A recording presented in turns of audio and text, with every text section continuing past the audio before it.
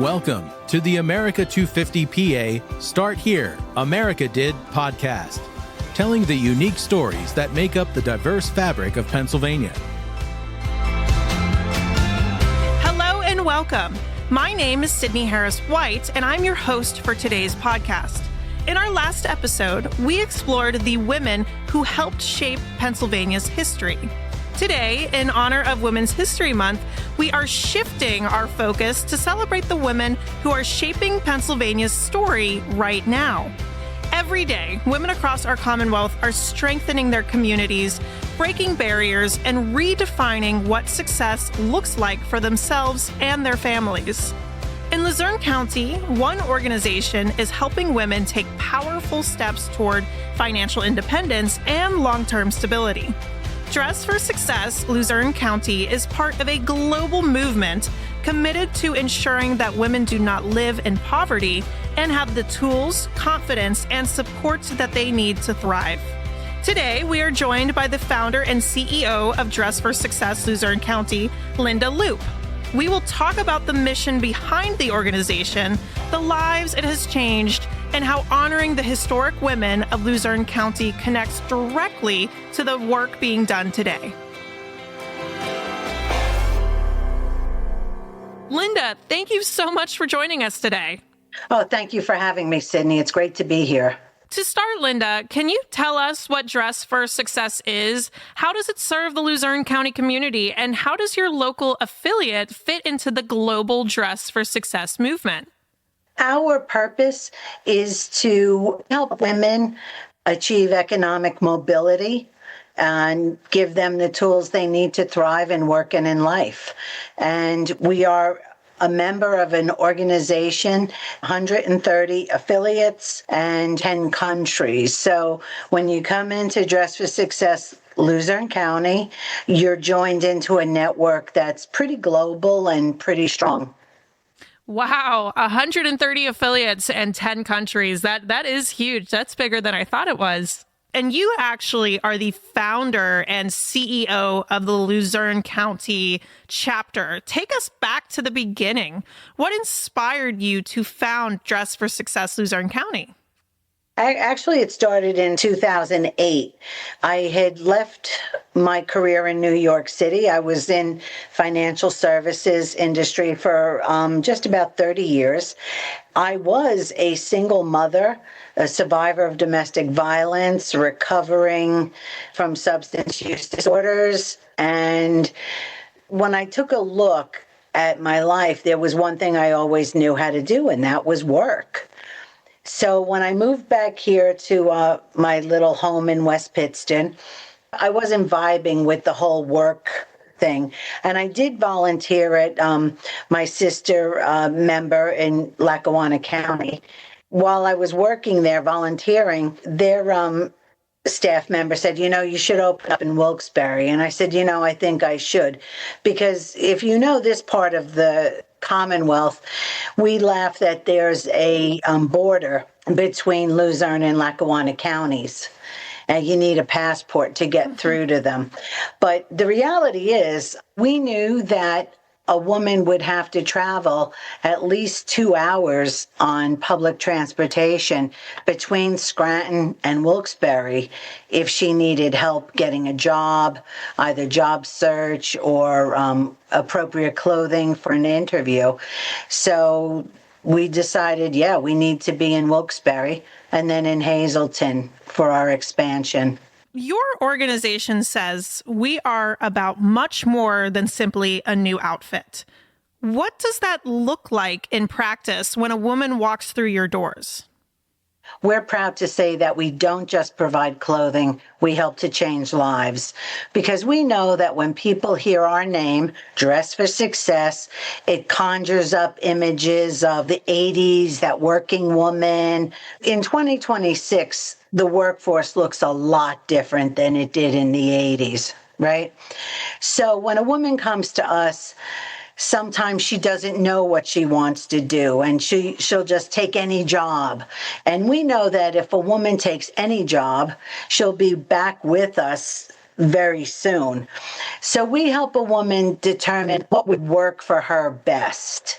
What kind of industry should she be in? If she has some physical limitations, she shouldn't be in a warehouse or distribution center. If she doesn't, have a real formal education, maybe an office type job isn't for her. So we help her find her path to success.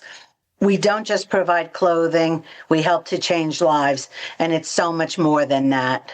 How does providing professional attire translate into something much bigger? How does it translate into confidence, agency, and long-term change? We like to make sure that our women see themselves the way we see them and the potential and what the clothes can do. We've seen women that stood 6 inches taller because she looked in the mirror and saw that, she was valuable, she was important, and that she could actually achieve the success she wanted to in life. Very oftentimes, our self-esteem and our confidence are tied to the way we look. When you carry yourself professionally and with confidence, people will treat you that way. I often preach that we give people permission to treat us the way we allow, right? We give people permission to, say, hey, you, come here. And I challenge our women to go out dressed as we've helped them, appear the way we've helped them and shown them, and to see the difference of the way people treat them and the way they think of themselves. A little lipstick goes a long way, a great outfit. And most of our women have never even shopped in the mall or in a store. And now they're wearing high-end quality clothing that we help them select for the right job. And it shows. You're taking a woman who come in pajama pants and put her in Ralph Lauren. Your body feels it and your mind knows it. So it does cause a huge uptick in confidence and self-esteem. And can you share a story of a woman whose life was transformed through Dress for Success Luzerne County? What shifted for her? Well, for 2 years or so, we saw a woman named Maisha who came to us from work release in Luzerne County Correctional Facility. Periodically, she would call us and say, I need non-skid shoes. I need jeans for work. I need a jacket. And we got to know her, and she worked at Wendy's locally. And every day, 7 days a week, she would walk from the jail 2 miles to the Wendy's that she worked in.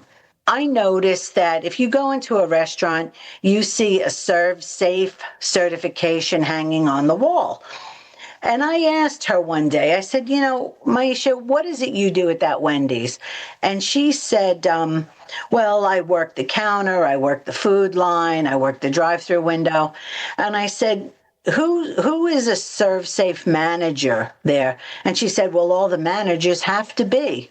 So we partnered with Luzerne County Community College and Luzerne County Correctional Facility and offered that Serve Safe manager certification in the jail. So for the first time ever, a woman on work release became a manager at the restaurant she worked in. And because of that certification and how well she did, she was granted early release, and she was on parole. And this Christmas was the first time in several years that she was able to spend with her children. And it was just a matter of, hey, Maisha, we're offering this course because of you. And it was really nice. That was our office Christmas party. When Maisha came, we had gifts for her and her children. And, we all cried over it. And, saw a woman that she's not going to reoffend. She's got a goal. She's got a purpose. Her children see this, and they see her going to work and doing what she needs to do. So I mean, we're just like so honored to do something like that. And we actually gave the test to 15 inmates in the facility, and we had 100% passing rate. That is incredible to hear too, about you've changed somebody's life and the impact that you had not only on her, but her family and the people around her. Well, that's what happens when we take a woman off of assistance. We're not just taking her. Typically, we're taking 2 to 3 children with her. And I know that one thing I did pass on to my daughter was a work ethic. And my daughter goes to work. She's seen by example, right? I mean, that's our first learning experiences from our parents. So now Maisha's children see her getting up, putting on her best, whether or not she wants to or not, and going to work. And that's our way of ending generational poverty.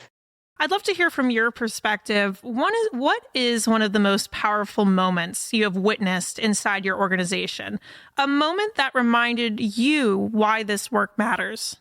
When a woman that we helped, and I don't like to use the term client. These are not clients, they're our women.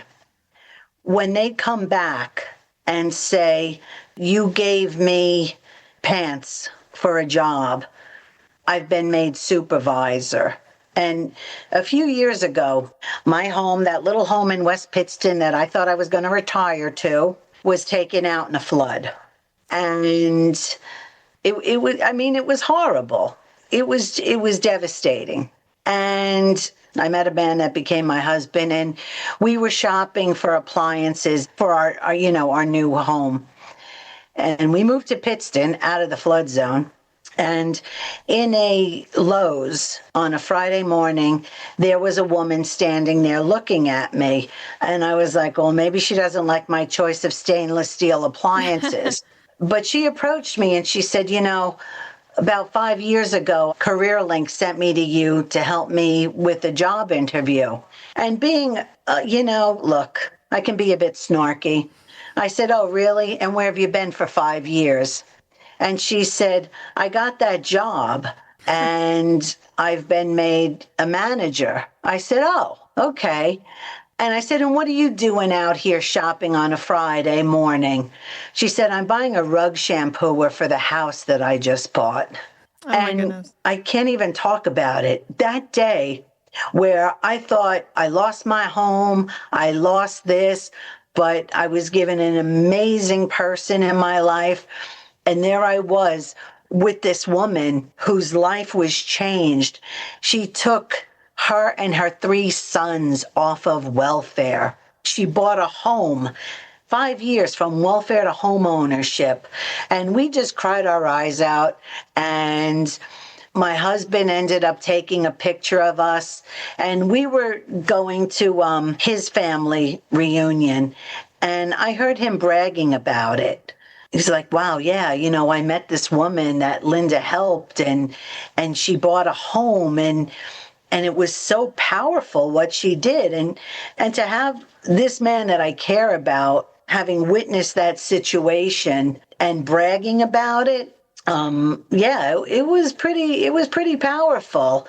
And we know that when we have those moments, it makes it all worthwhile. Friends have asked me about, well, what do you see when you see the abuse and, people being greedy and wanting this and wanting more? And I say, well, how many chances should I give people? And she happened to be a friend of mine in recovery. And I said, how many chances should I have given you before I turned my back on you? And she said, yeah, you did give me a few. I said, right. And years later, it was worth every chance I took. So we see our women with potential and we don't compromise with that. We want our women to see us the way we see them, as they are, magnificent, but with a little bit of a tweak so they can see it. And we've touched on this a little bit throughout our conversation, but I'd love to learn more about your perspective on this. How does empowering one woman ripple outward into her family and her community? We say at Dress for Success that empowered women empower women, and that empowered women empower families, and empowered women empower communities. As we're seeing in this, historic time with our semi-quincentennial coming up, that women have been the backbone for society. Women raise children. Women set the tone for our communities and our society. And we help our women show that this is the time and this is the place for them to step up and change the trajectory of our community. And by starting at home, that's where it comes from. Women are raising families and they're the heads of their households. I mean, our typical client is between 25 and 35 years old, single, raising 2 to 3 children. So isn't that a ripple effect? When a child looks up and sees their mother getting ready for work, getting ready for school, and fighting the good fight, that sets the precedent for what they will achieve. It absolutely does. And you've touched on it a little bit as well. We are, of course, approaching that semi-quincentennial, and your organization is doing something really special. You are also highlighting the historic women of Luzerne County. Why is it so important to connect the women you serve today with the women who have shaped your region's past? Well, the women we are honoring, a majority of them started doing work of major significance at a time where women couldn't even vote, where women couldn't even have a checking account, let alone a credit card, without a man signing off and guaranteeing it. So a woman who helped children working in the coal mines to come out and to set child labor laws, to set educational requirements for children, that's major. The first woman of color to open a business in Wilkes-Barre. She was a doctor, and people went to her, again, at a time where women couldn't even vote. The founder and first designer of Coach bags is from Wilkes-Barre. This is major stuff. We're honoring 10 women that have had an impact on us today. And that should encourage women. I know it encourages me to say, hey, you know what? I could do something now. I'm a little bit more empowered than she was 100 years ago. So let me see what could happen. And my voice should not be silenced. Could you tell us, so you said it's a display of 10 women. What can visitors expect to learn or experience through your display? They're going to be introduced to the women. I'm looking at one of our introductory panel, and I'm thinking about my great-grandmother who came to this country and had 14 children. Most of them went into the coal mines, and she barely spoke English. I knew this woman, my great-grandmother. She was from Austria-Hungary, or as the borders changed. And what did she have to do? And how did she support her family? I see women that, for example, the Sisters of Mercy came to this area from Ireland, established hospitals, established a university, right? Misericordia was founded by the Sisters of Mercy. And so many women, Min Matheson, who created and she helped build the International Ladies Garment Workers Union. And that was all women working there. And she joined them in a union, and she just helped them see the value of the work they're doing and how they should be compensated and how they should be treated while doing that work. And when you look at the women you serve today, and we can tell that you are so passionate about them, and the women that you are honoring from history with your display, what common thread connects them? Stick-to-itiveness. When they see something and they do something, No matter how many hurdles they're faced with, they just keep going. There's a stamina. If it isn't for their children, it's for someone else's children. Righting a wrong, making the world a better place, be it in their own homes or out in the community. People who saw something and did something about it. And finally, Linda, during Women's History Month, what message do you want women listening today to hear about their own potential? The only limit that you have is the one you place on yourself. Don't go easily into the good night. Well-behaved women never made history.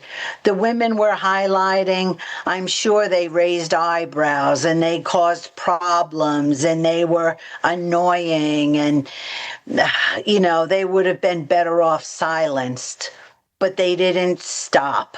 They just kept on going. And I think that's what every woman wants. And I think that's what every woman should want. We are a better part of the population. So why aren't we taking a better share of the directions of our communities? And for our listeners wanting to learn more about Dress for Success Luzerne County, where should they go? Well, our website is lusernecounty.dressforsuccess.org. And we're actually going through a brand refresh now. Our logos have changed. We have our vision, our purpose, and it's an exciting time to be part of the Dress for Success member network. And Linda, thank you so much for the work you are doing to ensure that women in Luzerne County have not only the tools to succeed, but the confidence to define success for themselves. And thank you for sharing that mission with us today. It was my pleasure, and keep up the good fight, ladies. That's all I need to say. Women's History Month is an opportunity to reflect on those who walked before us and to decide how we want to lead today. Through both their work and their display honoring the historic women of Luzerne County, Dress for Success is doing exactly that. They are celebrating the women who shaped their community while actively equipping the next generation with the tools, confidence, and support they need to succeed. What better way to honor those who walked before us than by investing in the women who will walk ahead of us? When we invest in women, we invest in families, we invest in communities, and we invest in the future of our Commonwealth. Thank you for listening. I'm Sydney Harris-White, reminding you to stay PA proud.